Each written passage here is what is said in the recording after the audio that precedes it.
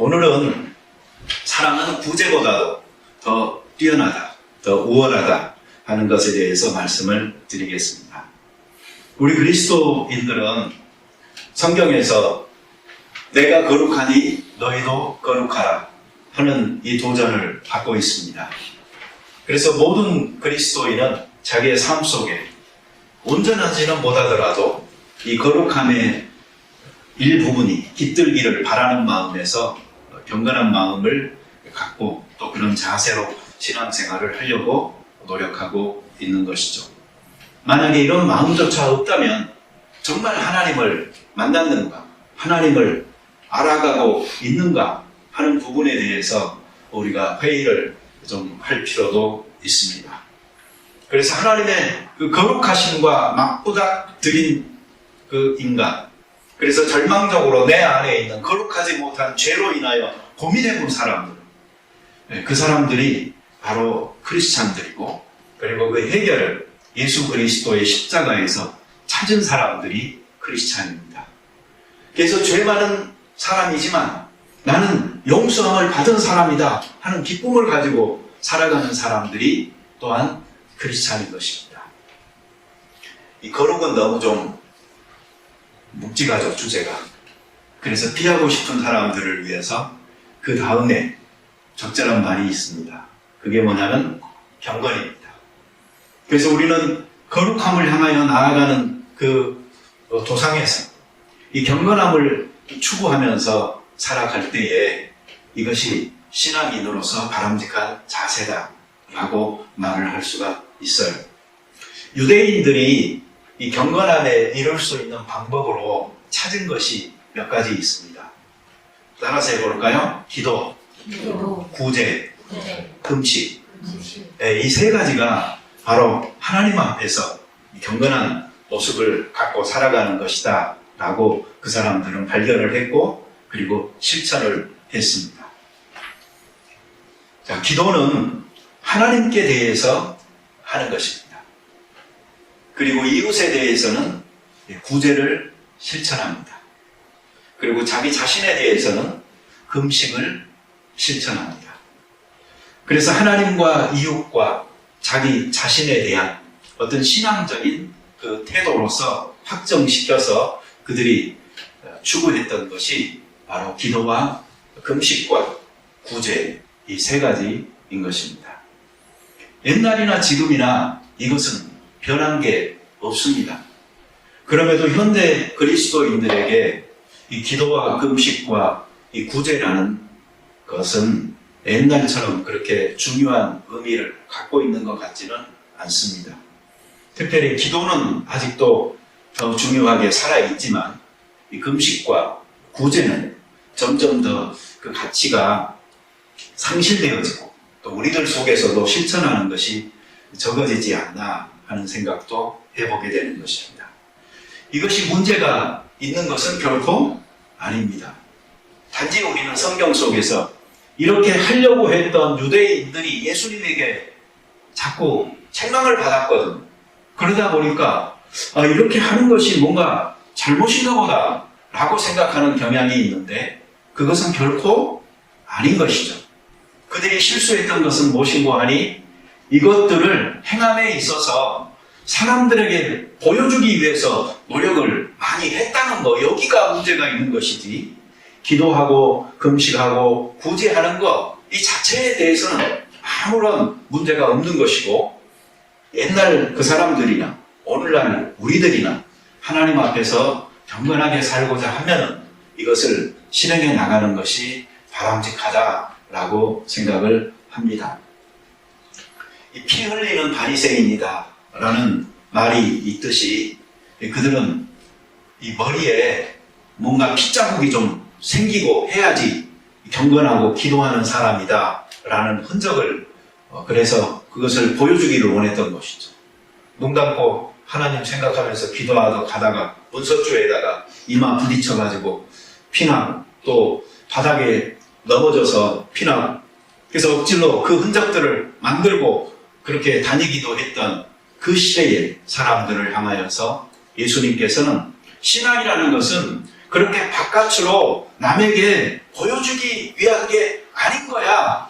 너희들 기도해. 그러나 그 기도는 은밀한 곳에 계시는 하나님 앞에 골방에 들어가서 기도해 라고 이야기하셨던 것이고요. 너희들 금식해. 그렇지만 수척하게 남에게 보여서 나 금식하고 있다라는 것을 자랑하지 말고 오히려 얼굴 잘 씻고 머리에 기름 바르면서 금식하라고 말씀하셨던 것이고요. 구제하라. 그렇지만 오른손이 하는 것을 왼손이 모르게 하라라고 말씀하셨던 것이죠. 그러니 기도와 금식 그리고 구제, 이 가치들을 예수님이 구성하신 것은 결코 아닌 것입니다. 이것은 지금도 귀한 것입니다. 한마디로 예수님이 말씀하신 건 티내지 말아라 그거예요. 너희들 그거는 거 티내지 말고 이렇게 해라 라고 말씀하셨어요. 구제가 이 성경에서 차지하는 위치라는 것은요, 정말 대단한 것입니다. 이 구제를 빼놓고요, 어떻게 그리스도인들이 경건한 삶을 이야기할 수 있을까 싶을 정도예요. 어떻게 하나님을 섬긴다고 할 수 있을까 생각할 정도예요. 제가 그것을 다 설명할 수는 없지만 오늘 집에 가셔서요, 신명기 15장 꼭 읽어보세요. 그러면 구약에서 말씀한 그 구제가 어떤 것인지 여러분 이해하실 수 있을 거고요. 고린도후서 8장 가서 꼭 한번 읽어보세요. 그러면 신약에서 말하는 구제가 어떤 것인지에 대해서 여러분들은 알 수가 있을 거예요. 뭔가 그림이 그려질 것입니다. 여러분 구제 해보셨어요? 구제 아마 안 해본 사람은 없을 거예요. 근데 구제를 받아보셨어요? 받아본 사람은 또 별로 없을 거예요. 저도 이런 생각 많이 했거든요. 제가 학생 때 저 참 어렵게 살았거든요. 근데 한국에서 벌써 이 30년 전의 이야기인데 연말 연시 되잖아요. 그러면 TV에서 각 방송국마다 불호이웃 돕기 성금 이런 거 접수를 했어요. 그래서 사람들이 쭉 줄 서가지고 있다가 자기 차례가 되면 앞에 나가서 그 사연도 이야기하고요. 그리고 이제 기부도 하고 하는 프로그램이 있었고요. 그리고 이제 얼만큼 그 성금이 모여고 쌓였는지 하는 것을 계속 내보내 주는 게 있었어요. 그걸 보면서 했던 생각이 남에게 기부하고 할 만큼 이렇게 잘 사는 분도 참 많구나 하는 생각을 학생 때 했고요. 그리고 또 한 가지 생각은 돈이 저렇게 많이 모이는데 왜 나한테는 안 오지? 제가 그 생각도 했었습니다. 근데 이제 제가 그거 보니까 느끼고 있는 게 뭐냐면요. 예수님이 말씀하셨던 것처럼 가난한 사람들은 항상 너희와 함께 있다. 정말 이 말씀 그대로 가난한 사람들은요, 너무나 어느 시대나 많이 있는 거예요.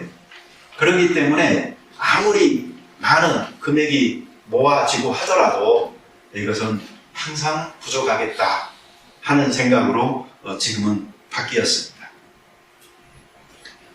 세월이 흘러서 깨달은 것, 그것이 바로 우리의 현실이라고 했을 때 아무리 선진국에서 우리가 이 기본적 생활 요건들이 채워지는 곳에서 생활하고 있다고 할지라도 절대적 빈곤이 사라졌다고 말할 수 없고, 그리고 상대적 빈곤으로 인하여 고통받고 있는 사람들은 또 많은 것이고, 또 일시적인 경제의 순환이 안 되어져서 힘들게 살아가고 있는 사람들 역시도 많은 것입니다. 여러분, 구제하면은 저는 먼저 가난을 떠올립니다. 모세의 율법은 이 가난한 사람들을 돌보라 하는 이 책무를 분명하게 이야기하고 있습니다. 이스라엘이 만약에 그 일에 소홀히 하여서 그들 가운데 백성들이 고통당하면 하나님께서는 선지자들을 통하여서 그것을 깨우쳐 주셨어요. 그리고 책망하셨어요. 가난한 사람들을 하나님께서는 더 가까이 하셨고, 그리고 예수님께서도 신약성경에 오셔서 선포하신 게 결국은 하나님의 나라였고, 이 하나님의 나라는 가난한 자들에게 복음이 전파되는 것이었어요. 그래서 초대교회도 이 가난한 교우들을 잘 보살폈던 것이죠. 최초에 그 7 집사님을 세웠을 때 그들의 주 임무가 뭐였습니까? 그 역시도 가난한 사람들을 돌보고 구제하는 일이 그들의 책임이었던 것이죠. 여러분, 구제라는 것이 꼭 물질은 아니더라도 어려움 당하는 사람들을 다 포함하는 그런 폭넓은 돌봄이다 하는 것을 우리는 성경을 통해서 알 수가 있습니다. 성경에 반복적으로 나오는 간용구와 같은 말이 있습니다. 따라서 한번 해볼 거예요. 고아와 과부와 나그네. 네, 이 세 부류의 사람들, 너희들 가운데서 항상 살피고 돌봐야 될 사람들이다라고 이야기합니다. 첫째가 생애, 관계에서 힘들어진 사람들입니다. 인간관계에서 문제가 생겨서 지금 어려움을 당하고 있는 사람들입니다. 누구와 헤어졌습니다. 누구에게 버려졌습니다. 외롭고 힘들고 앞으로 어떻게 살아야 될지 두렵고 한 사람들입니다. 사실 인간관계에서 골치 아픈 일이 없잖아요. 그러면 인생이 너무나 행복한 겁니다. 다시 말하면 우리가 살아가면서 고통당하는 많은 부분이 인간관계에서 비롯되어지는 것이죠. 잘못 사람을 만나면 사기당하기도 하고, 사람이 사람을 죽이기도 하고, 인신매매하기도 하고 하는 세상이니 참 사람을 잘 만나고 또 바람직한 관계들을 갖고 건강하게 살아간다는 것은 정말 행복한 일입니다. 그러나 그렇지 못한 일들이 발생했을 때 그 주변에 아무도 없다가 아니고 누군가가 있다, 누군가가 돌보고 누군가가 책임진다 라는 이 사회적 안전망이 있는 것이 얼마나 소중한지 모릅니다. 두 번째로 이들의 공통점은 생활의 그 현실 경제에서 지금 힘들어진 사람들입니다. 살기 힘든 것이죠. 그리고 그것은 단지 경제적인 것만을 의미하는 게 아니고 차별과 무시를 의미하는 것입니다. 불이익 당하는 것을 의미하는 것입니다. 뒷배라고 말하는 후견인이 없기 때문에 쉽게 그 사람들은 이용당하기도 하는 것입니다. 사람들이 함부로 대하죠. 인권의 침해가 이루어집니다. 셋째로 이 사람들의 공통점은 삶의 그 방향에서 힘들어진 사람들이에요. 어디로 가야 할지 그 길을 잃고 지금 헤매고 있는 사람들이에요. 지금까지 살아온 삶이 전면적으로 부정당하고 아무것도 없는 것과 같은 백지 상태에서 다시 방향을 설정하여 어딘가로 출발해야 되는 사람들이 바로 이 사람들인 것이죠. 어디서 누구에게 어떻게 배우면서 성장해야 할지, 어떻게 살아야 할지, 어떻게 살아가는 것이 내 인생에 있어서 옳은 것인지 붙들고 싶어서 애타하고 있는 사람들이 바로 이 사람들인 것입니다. 그러니 여러분, 물질적인 가난뿐만이 아니고 불행을 떠안고 살아가는 연약한 처지에 있는, 그래서 상처받기 쉬운 모든 사람들이 바로 하나님께서 너희들이 서로 돌보고 사랑하고 책임져야 될 사람들이다 라고 이야기한 사람들인 것입니다. 그러니 꼭 고아와 과부와 나그네라는 이 세 가지 말에 한정지어서 의미를 우리가 축소시키지 말고 우리 주변의 사람들 가운데서 이러한 상황에 처해 있는 사람들 모두가 바로 우리의 돌봄 속에 있어야 될 사람들이다 하는 것을 기억해야 되겠습니다. 여러분, 일시적으로 그런 상태를 경험할 수는 있습니다. 그리고 그것은 별 문제가 아닐 수도 있습니다. 그러나 긴 시간 동안 이게 지속된다면 문제가 생깁니다. 그들이 포기하는 순간 그것은 그 개인의 포기가 아니고 그것은 사회의 문제가 되는 것입니다. 만약에 우리가 우리의 책임을 다하지 못하여서 절망과 생의 나락으로 떨어진 사람들이 증가할수록, 그래서 이 사회에서 버림받았다라고 생각되는 사람들, 낙오자다라고 생각하는 사람들이 반사회적인 행동을 하게 되고 사회를 증오하고 복수하려 든다면 때는 너무 늦은 것입니다. 그런 이러한 일이 생겨나기 전에 예방할 수 있는 이 그리스도인의 귀한 사랑으로 그들을 품는 것이 중요한 것입니다. 아둥바둥 할 때 힘이 돼 주는 것, 그거 참 좋은 것이죠. 여러분, 이스라엘에는 하나님께서 그 민족적 치유를 위하여서 주신 놀라운 제도가 있었습니다. 그것은 바로 희년 제도였어요. 우리가 살다 보면은 어려워서 정말 먹고 살아야 되니까 이 기근도 생기고, 그러니 옆집에서 손을 내밀게 되고 빌리잖아요. 돈도 빌리고. 그런데 가난한 사람일수록 이상한 게 갚을 능력이 또 별로 없는 사람들이에요. 그래서 어려움이 지속되다 보면은 나중에는 재주에게 쫓기죠. 그리고 나중에는 자기 자식들을 종으로 팔죠. 자기 아내도 종으로 팔죠. 자기도 종으로 팔리죠.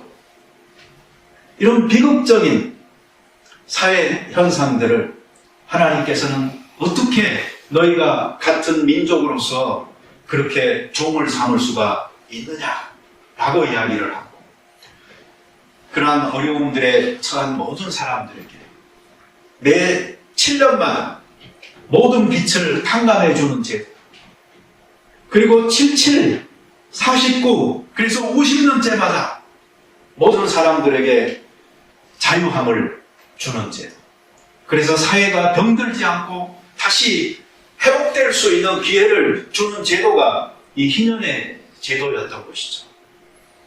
사실 우리 자본주의 사회에서도 이 돈 때문에 생겨나는 일들이 많은데, 이 희년 제도가 얼마나 평등함을 다시 가져다주고 기회를 주는 제도인지 몰라요. 그러니 여러분, 누가 여러분에게 돈 빌려가고 못 갚잖아요. 그러면 그냥 면제해 주세요. 면제해 주세요. 이스라엘 백성들이 이게 처음에는 했는데 나중에는 어려웠겠죠. 그러니까 어떤 현상이 생기냐면요, 그러면 이제 7년 기간이 아직 있잖아요. 그러면 이때는 좀 꽂아도 7년 안에는 이 사람이 갚겠지. 그리고 이제 꽂아. 그런데 만약에 이제 그 연수가 이제 한 2년밖에 안 남았어요. 그러면 지금 이 사람한테 돈을 꽂주잖아요. 2년 후에는 그러면은 못 받는 거잖아. 그러니까 이제 그때가 되면 또 사람들이요, 안 꽂주고 막 이렇게 이제 욕심을 부리는 걸로 되다가 나중에는 아예 제도를 안 지키게 돼버렸어요. 그러니 하나님께서 이스라엘 백성들에게 그 선지자들 보내서 계속적으로 명심할 수 있도록 일깨워주는 것들도 보게 되는 것입니다.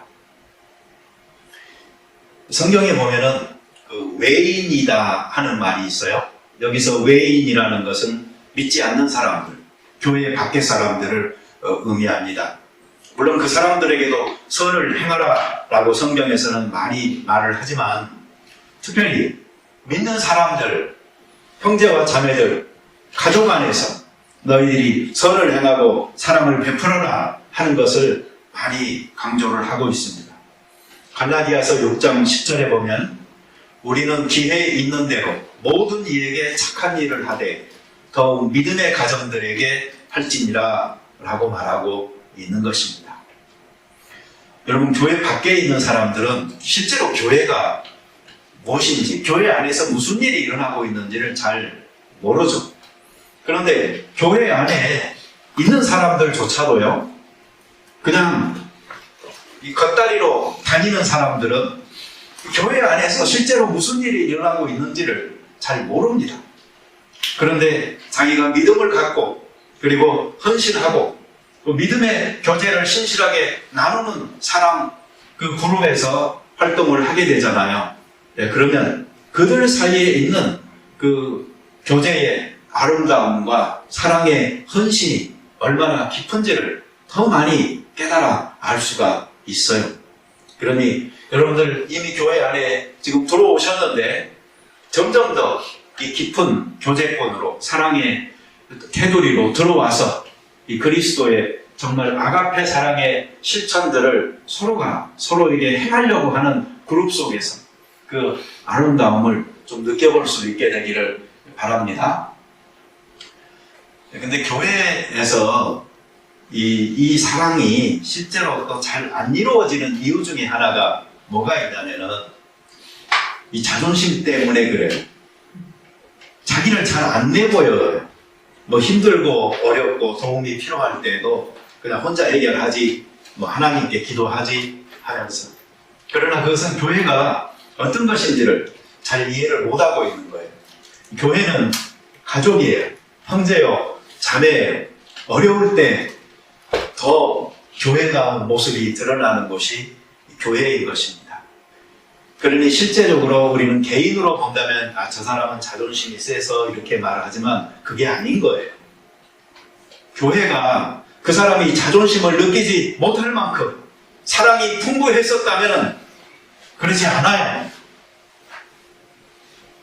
내가 내 자신이 되어도 이 사람들은 나를 거절하지 않을 것이다.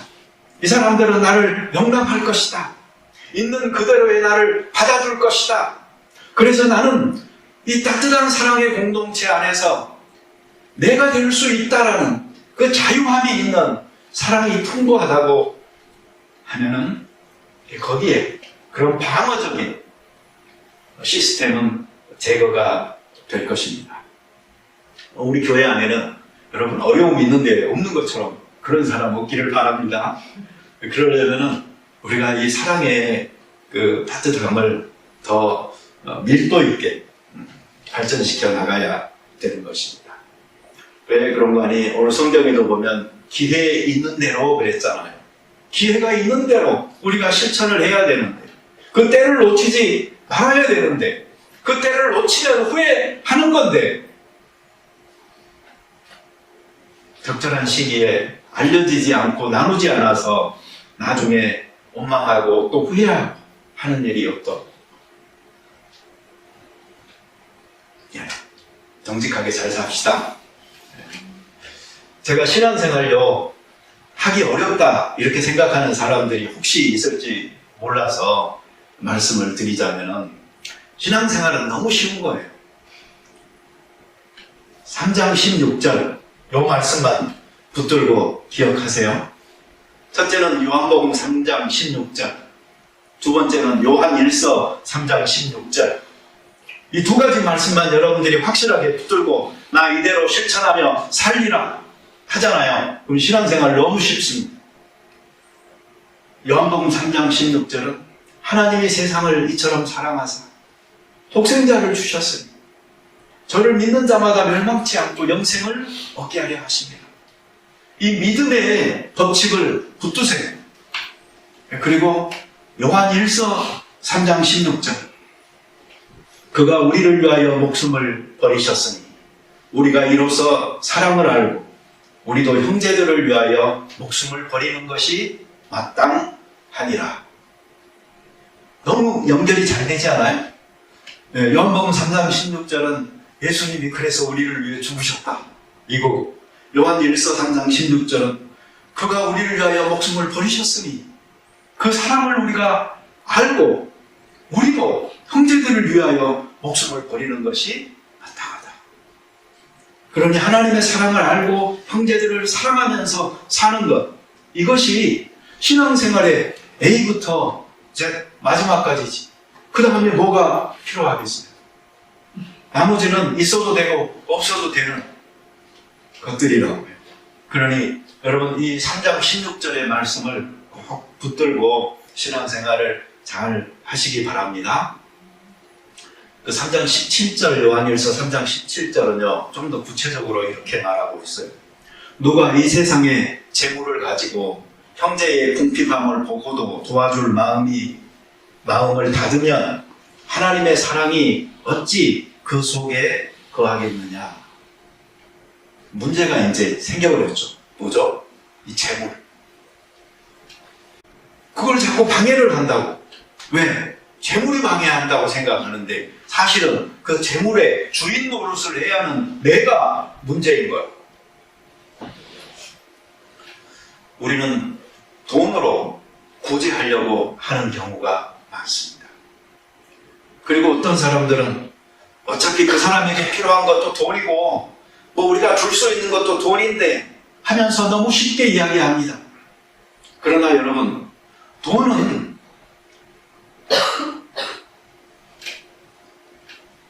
오늘 성경에서 이야기하고 있는 바로 너의 모든 것으로 구제하고 내줄지라도 사랑이 없으면 너가 아무것도 아니다라는 말에 딱 해당되는 말인 거예요. 사랑이 거기에 실려있지 않으면 그 돈은 아무리 많게 내가 갖고 있는 모든 것을 다 내어서서 구제한다 할지라도 그것은 아무것도 아니야. 그건 제로야. 그건 너띵이야. 라고 성경에서 이야기한다는 것을 분명하게 우리가 알아야 합니다. 구제는 돈이 하는 게 아닙니다. 구제는 우리의 마음의 사랑이 하는 것입니다. 그것은 관심이요 함께 하는 것이죠. 그 구절에 봐보세요. 내가 소유한 모든 것을 준다고 이야기했죠. 이걸 하나하나씩 한번 뜯어보자고요. 누가 주는 거예요? 내가 주는 거예요. 남이 주는 게 아니에요. 그러니 사랑을 실천함에 있어서요, 자꾸 왜 저 사람이 라고 이야기하지 마세요. 내가 중요한 거예요. 남이 누구를 돕든 안 돕든 그거 상관하지 마세요. 내가 돕는 게 중요한 겁니다. 두 번째로는 내가 소유한 것을 줘야 됩니다. 아무리 적은 것이라도 괜찮아요. 내가 소유한 것을 주는 겁니다.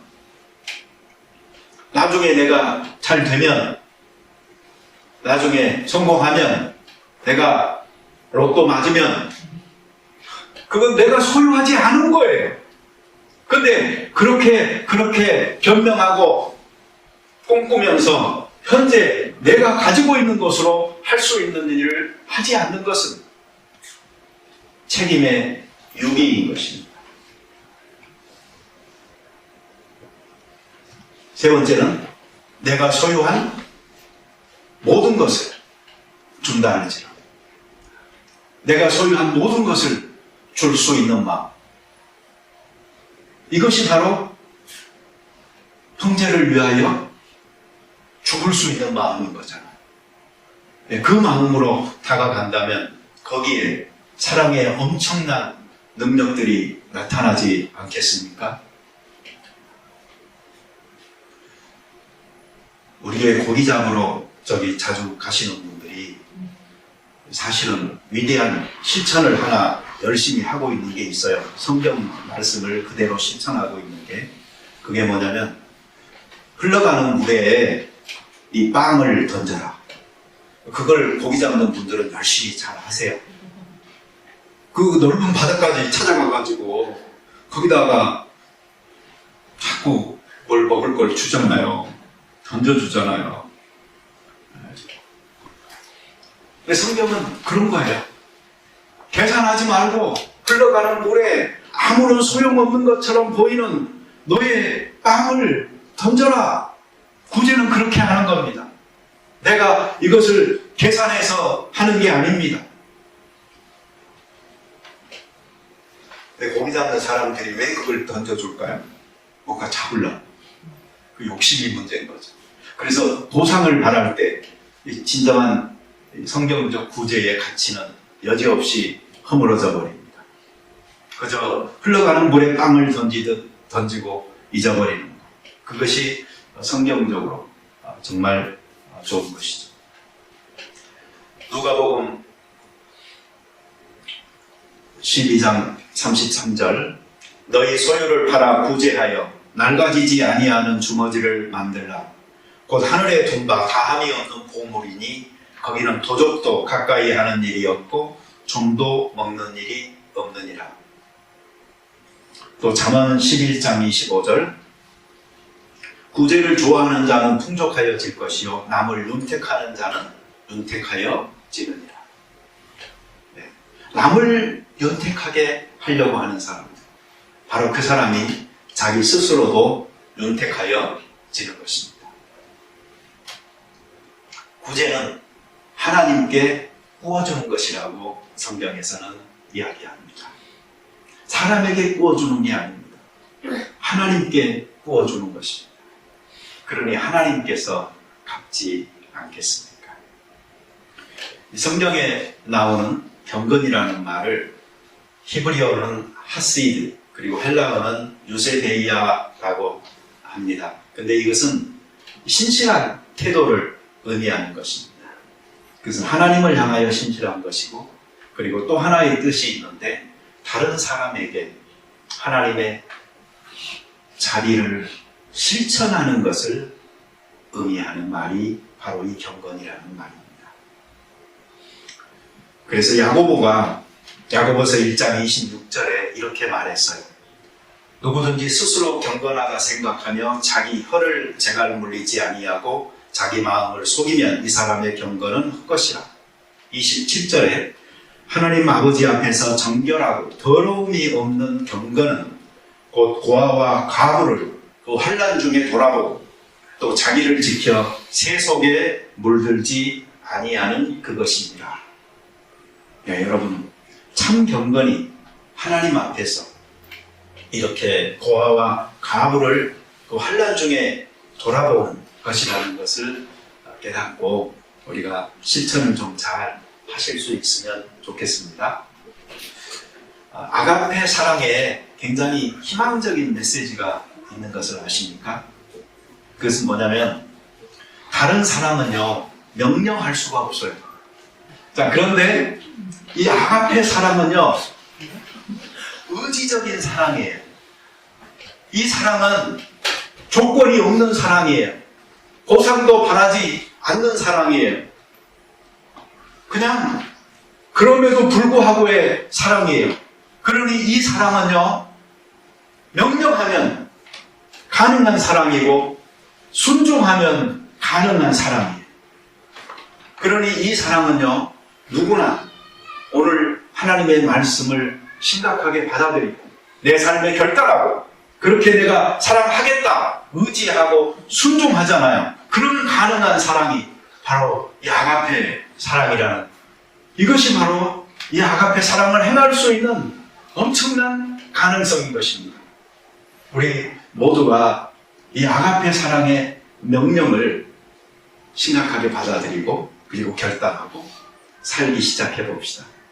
그래서 하나님에게는 기도하며 이웃에게는 구제하며 그리고 나 자신에게는 금식하고 절제하고 하면서 이 경건한 여행의 삶을 한번 잘 살아보시고 그리고 이 아가페 깃발로 승리하는 우리가 되어지시기를 바랍니다.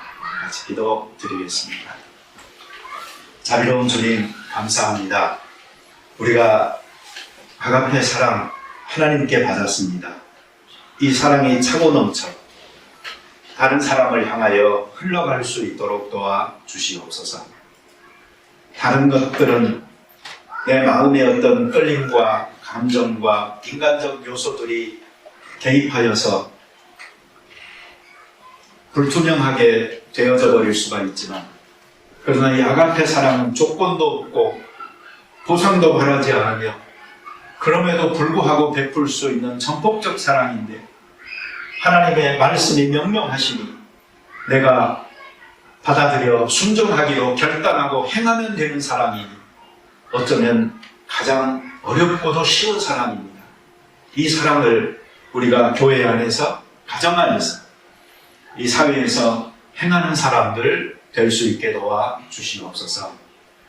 사랑 외에 어떤 다른 가치들보다도 이 사랑 하나만을 붙들고라도 하나님 사랑하고 이웃 사랑하고 살면 우리가 성공자들로 설 수 있을 줄로 믿사옵나니 이 어렵고도 쉬운 여행에서 반드시 신앙의 진보를 이루고 또 하나님의 살아계심과 사랑 많으심과 거룩하심을 증거해 보여줄 수 있는 저희들 되게 도와 주옵소서. 예수님의 이름으로 기도드립니다. 아멘.